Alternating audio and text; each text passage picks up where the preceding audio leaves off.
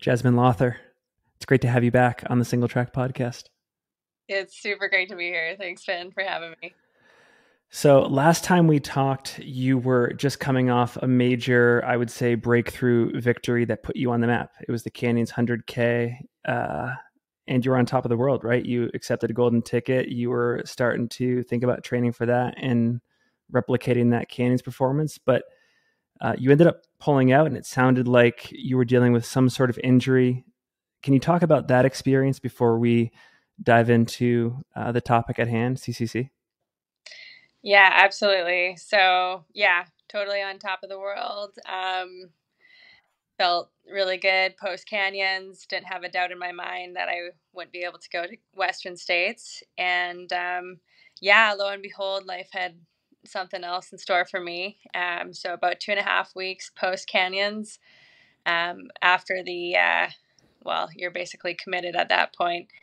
Yeah, I realized that a niggle, which I wasn't really considering or giving too much thought to, was becoming more of a sharp pain. So yeah, I kind of had to put the brakes on, try to refocus on finding answers, and yeah, I went to a number of different physios, and then I eventually had to bump that up, go see a bunch of doctors. The very first doctor I saw basically said, like, you're not going to be running for a year. And she said, you better take up swimming and biking. So as any ultra runner, I was totally crushed. And, Western States was totally out of the picture at that point, but really it was just to be able to run for like the summer and being able to get up into the mountains and do things I love. So yeah, it became a long process of recovery and cross training, not going too crazy. So yeah, I was just doing a lot of biking. I was still able to be active, so there's that I was grateful for. But I couldn't have, it was kind of low weight bearing sort of activity. So had to switch things up quite a bit.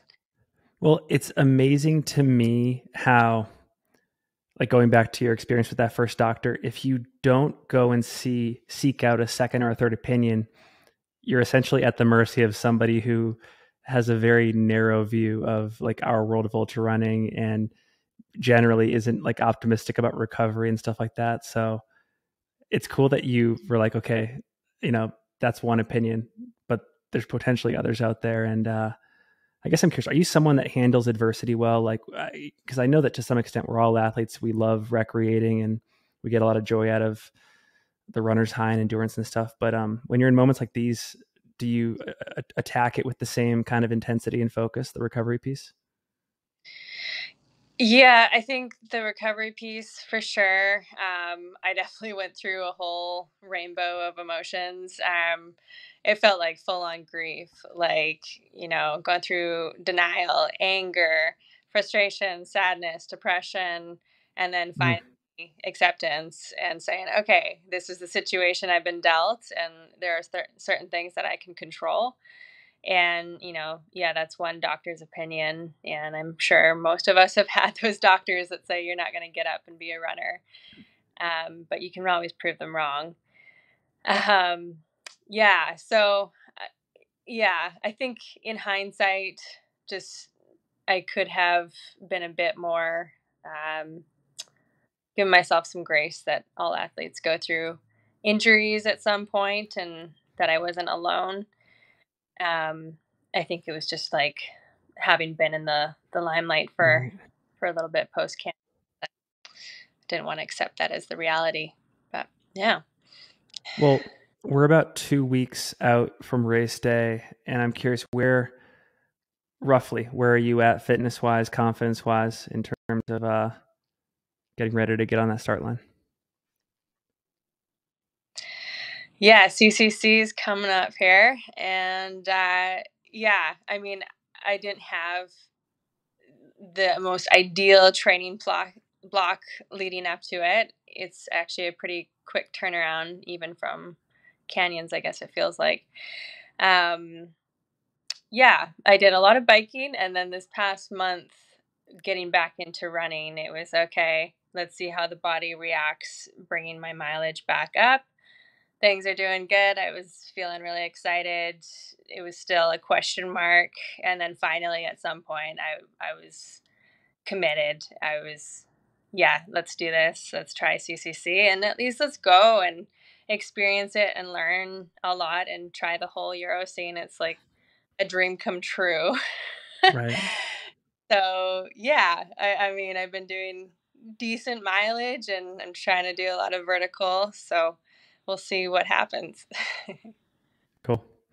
Well, I'm curious. I'm curious about what your outlook is on this race, but also your strategy heading in, because for those that are familiar with your race at Canyons, you famously led right from the gun. Like, you were battling not just for the overall win in the female race, but also like in the top 10 of the men's race, the overall race. Is this something you could see yourself doing at CCC as well?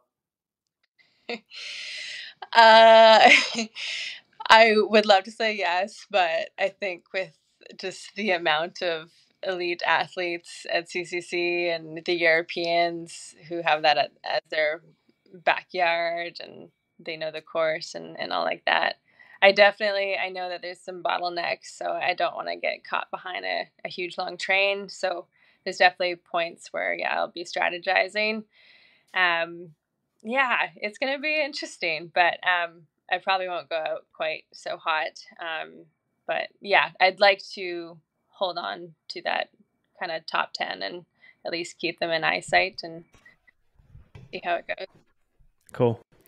Well, last question I want to ask you before we head out. You are a pro athlete in our sport now. You just signed a contract with the North Face. So I'm curious, can you talk about how that opportunity came up, what attracts you to the brand, and what excites you about the relationship moving forward? Yeah, so super exciting.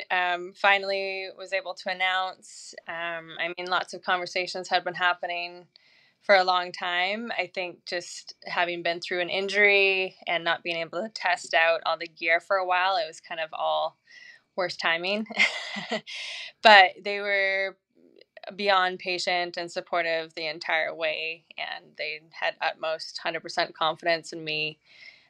So I'm just super appreciative, and to be on a team with such iconic mountain athletes, that's really what drew me to them is just the all around mountain athlete, and to have opportunities of going on North Face expeditions or things like that. That's just like my dream come true. So it makes me super excited. It does seem like they offer really cool opportunities for their athletes in that regard. Like, I just interviewed Caitlin Gerben, who's a fellow North Face athlete, and it was her, and I can't think of her partner's name, but they were down in the Patagonia region doing that self-supported 50-mile FKT on like one of the largest glacier fields. Like, it just seems like North Face facilitates a lot of cool stuff like that. Yeah, exactly. They're full support of their athletes, not just doing races, but also, getting out there, putting forward some ideas or projects, and then linking up with some of their other athletes. So yeah, that I'm really looking forward to, and I've got to start getting some ideas going. So yeah, it's sweet. Cool. Well, Jazmine, it's been great to reconnect. I think I speak for a lot of folks when we say we're excited to see how this race unfolds for you. And I think if it's anything like how you performed at Canyons, it's going to be super exciting. We're excited for your sponsorship with North Face. And yeah, we'll link to all of your social media in the show notes. Is there anything else you want to leave listeners with before we go? No, yeah, I'm just really excited to get over there to Europe and be in the madness and soak it all in. But yeah, it's great talking to you as always, Ben. Right on.